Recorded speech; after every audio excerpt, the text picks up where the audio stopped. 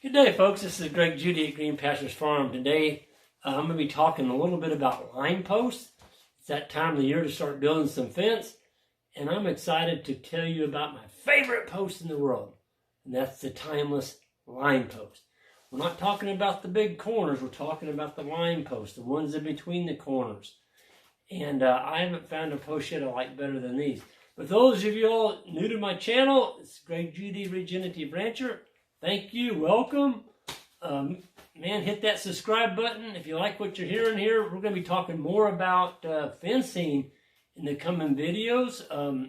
I've got a whole video that I'm going to put together on building actual H-braces from scratch, step by step. H-braces are the big corners that actually hold all your multiple wires, depending if you're pulling, 3, 4, 5, 6, 7, 8 wires of high tensile. But today we're going to be talking about the line post. And, we sell fiberglass posts, corners, the big ones, and I love those. And we're going to continue to sell those. You can go to our website, Green Pastures Farm, to find out more about that. greenpasturesfarm.net, excuse me. But these are the line posts. Folks, they come in several different colors. I just put a couple of the colors out here, but we're going to start out. The timeless is actually made out of a recycled plastic, and this is stuff that would actually end up in the landfill, but there's a proprietary process. I don't know what it is, but I can tell you this: it is one heck of a post. I mean, these things are stout, and they're formed just like a steel T-post. They got the exact same shape. You can drive them with the steel T-post driver. They're pre-drilled. They've got holes in them. Okay. The taller posts, like for if you wanted to run like a 7, 8 wire fence, some of these posts have 14 holes drilled in them. You can select whichever hole you want, So there's the 1.5 inches, which is what I've got in my hand here. Okay, come in white. The next size bigger is the 1.75 inches, just a little bit more durable. Okay. And you've got the 2 inch. This is a beast. So this is the one, if I was going to build a perimeter fence around my farm, let's say you bought 40 acres, it doesn't have any fence on it. Once you get your corners in, okay, the corners are the lifeblood of your farm as far as the strength of your fence. Have a good corner. You don't want that corner to bend 1 inch, because if it does, all your wires are going to be loose. But once the corners are in, these guys, this is one stout post. Okay, I'm going to show you a full one here in a minute. These are your braces in between. So let's say you're going every 150 feet down along your farm and you're using the 2 inch. You put one of these in. See, it's got the holes drilled in it just as well. Man, you talk about rigidity. Your fence is going to be there. I don't care if you get an ice storm on it, snow, whatever. That fence is not going to go over. You've got this in there, okay? And of course, they make that same one in brown, if you like brown. Now, back to the full-length post. If I'm going to be doing a line post around my farm, I love this size right here, okay? This is an awesome size. It's 5.5 feet, 66 inches. Another thing I like about these posts, they've got a marker on them right here. It says right here on it, it says bury post to the top of the label. So it's got a self-regulating mechanism. You can't screw this up. You really can't.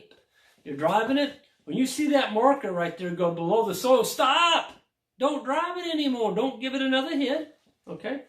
And look at this. They're pre-sharpened.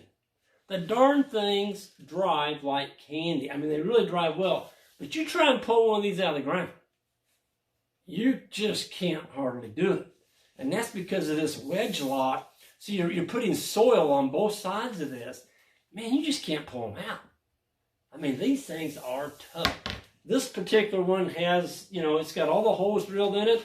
So let's just say this is my high tensile wire. Okay, as I've got all these driven, I'm ready to go. How far apart do you need to put a line post? Well, if you're using these big ones, let me get the big one. Okay. Here's the 2 inch. That is one beefy post. If If you're putting these in on your perimeter fence, this is the fence that's keeping your farm completely fenced, keeping your critters in.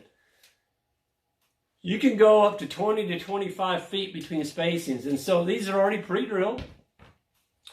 When you get them all driven, you just decide exactly which holes you want to go. Let's say you want to put a wire every 6 inches. So you would skip 3 holes. Okay. And there it is. It's already pre-measured for you. You just run your wires through. There's no fasteners. There's no fasteners. You don't have to get a fastener out and wrap it around and twist and all that. You can run them right through the hole. The other beautiful thing I haven't talked about on the timeless, you don't find this anywhere today in any product that I know of. It's got a 20-year warranty on it. If you snap one of these off, if something happens, one would break or whatever, you get a free post. You go get another car if your car quits in 20 years? I don't think so. By God, right here you can. So to me, the life of your farm is your perimeter fence. If you've got a subpar perimeter fence, your neighbor's livestock are going to be on you. Yours may be on him, or yours worse than that, folks, could be standing out in the blacktop on a dark, rainy night, and you get a call from the highway patrol. And you've got an animal laying out in the road that's been hit by a car. It's because you had crappy fence. Folks, build good fence. There's too much liability today in animals getting out and getting hit by somebody, and you hurt somebody, or you destroy their car. Worse than that, the animal gets hurt. The animals are your responsibility. So build a good perimeter fence. Don't monkey around with this. Grazing is a great business to be in. Keep your animals safe. Keep them on the farm. That's what I love about these posts. Now, for the shorter ones, for your paddock divisions, on your paddock divisions, I'm a firm believer. So the paddock division would be the wire going through the middle of your farm, separating your farm up into smaller areas. Folks, don't go out and put in 50 paddocks. Don't go out and put in 50 permanent paddocks with this. Take your farm, first of all, get the perimeter done. Get your animals where they'll stay on there. And then run a few of these paddocks down through your farm to split it up to where you're not putting out a half a mile of poly wire every day while you're trying to move your animals. So you can go in there, get a map, lay that thing out, maybe go to the NRCS. They can help you lay that out as well. Folks, this is a beautiful post. It's sharpened like the others are. It's going to be cheaper because this is a 4.5 footer. Okay. You can drive this dude in the ground. There's your marker right there. And these, now you're only pulling one wire. You can put those spacings on your paddock divisions. I went as far, I used to go 13 steps, okay? My step's 3 foot, so that's 39 feet. 35 to 42 feet, something like that, between post spacings. That's what makes this superior over barbed wire fencing. With barbed wire fencing, which I hate, you can't electrify it. I wouldn't recommend electrifying it because you're going to get somebody hurt. Somebody gets caught in that barbed wire and it's electrified, folks. You're liable for that. Somebody could get electrocuted. You're not going to get the person off the fence. Don't electrify barbed wire. Just don't do that. It's actually illegal in South Africa. There's been people killed. Use smooth wire. 12 gauge, 180 to 200,000 PSI. This is the good stuff. I mean, it's really tough, okay? You can pull a car with this. That's how stout it is. If a tree lands on your fence, okay, and takes this post, it can hit the wire, and this post will bend. It'll bend clear over to the ground, but guess what? When you cut the cut the tree off your fence, this post will spring right back up. I mean, that's pretty darn cool. If you've got barbed wire and a tree falls on your fence, oh my gosh. You've got 2 or 3, 4 hour job there.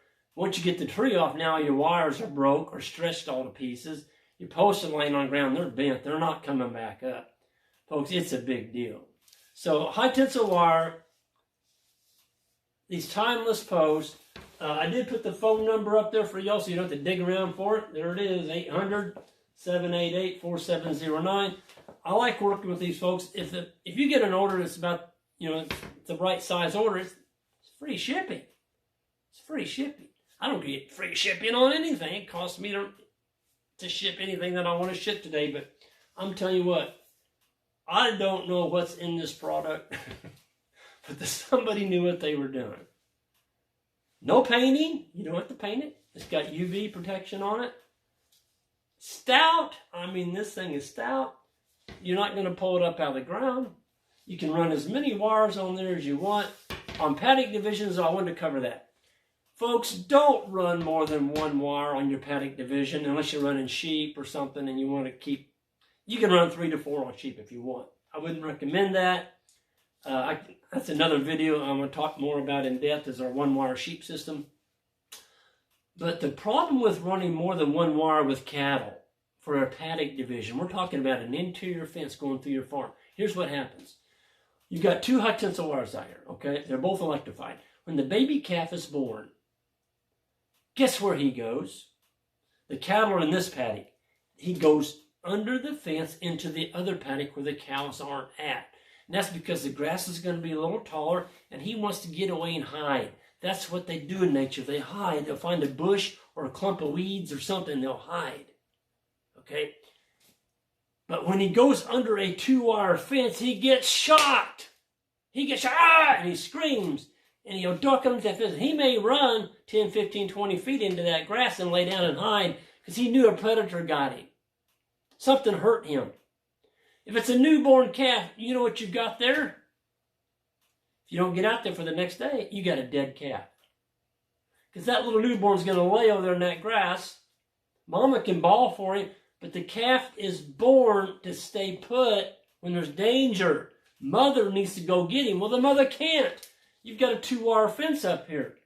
Whoever made up the regulations on some of this cost share, 2 wires for Paddock divisions? Are you kidding me? Who was the smart person that did that one? That's stupid. Absolutely stupid. Because now you got a calf that gets shocked. He won't come back to mama. If you only had the single top wire in here, the calf can go under the fence. He doesn't get his back shocked. He lays down there when he gets hungry. He'll get up, comes back to mommy. Okay, he didn't get shocked. He's not scared of that fence. And we call that, when they get a little older, we call it creep grazing. The younger calves who go under that single high tensile fence, and usually my top wire on Paddock divisions is around 30 inches, okay? The calves can go underneath there and graze out in front of your cows. So they get the very best, the tips. The really high energy grasses, the little guys do, before the whole mob of cows is turned in there. You got 2 wires on there, you can't do that. The calf can't creep graze, it's going to get shocked.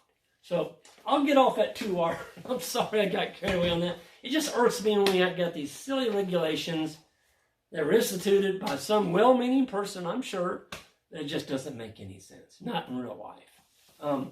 But anyway, markers on every post. You can't go wrong. Steel post driver, drive it in the ground. Yeah, I mean, they're just tough. I mean, I'm not weak, but gosh dang it, I can't really bend that. That is one stout post, and that's the small one, folks. There's no way you're going to bend that one. I mean, it's a beast of a post. So, yeah, you know, if you want to build some good perimeter fence and you don't want to mess with it the rest of your life, this is your post. Timeless. The next best post, I used to be able to get quite a few and sell. I can't anymore. The line posts on fiberglass, you just can't get them. But the problem with the fiberglass posts, folks, is you do have to paint them. Because the UV is the biggest enemy of fiberglass. And even when we solder corner posts, I tell people how to paint them. If you paint them correctly, they'll last 15 to 20 years. But with a painting, then you got to repaint them again. This guy here, you ain't never going to have to repaint it, ever. And, time is money. Your time's worth something. Pay yourself something for your time when you work on the farm. You're not working for free. You shouldn't be. Put the fence in, done with it. And the other thing I like about these is they make a very darn attractive fence. I mean, you drive them in the ground. Some of these other posts, the competitors, I've got some on one of my farms. They talked me into putting them in. It's the worst looking fence on my farm. I'm not going to tell you who it is. But the darn things over time have done that. They're leaning. it just looks like crap. It's an ugly looking fence. And I'm going to take it out. Guess what's going in its place? Good looking fence. Because folks, when you're in the land leasing business, what else are you in? The land beautification business. You want your fences to be straight, attractive, so you can bring other potential landowners to those farms and say, look, how would you like for your farm to look like this? You're like, by God, that's pretty darn sharp. I'm like, yeah. And yours can look just like that. But you got to give me a lease. And it's got to be a minimum of 6 to 7 years. I'm not going to lease a farm for less than that. Folks, this is great, Judy. I'm going to be signing off. And for those you newcomers, again, thanks for subscribing. If you haven't, by God, subscribe. Hit the like button. And we're going to see you all down the road. We're going to be building some braces. Some big, heavy-duty braces. It's going to be exciting, folks. It's springtime. Almost. Thank you all.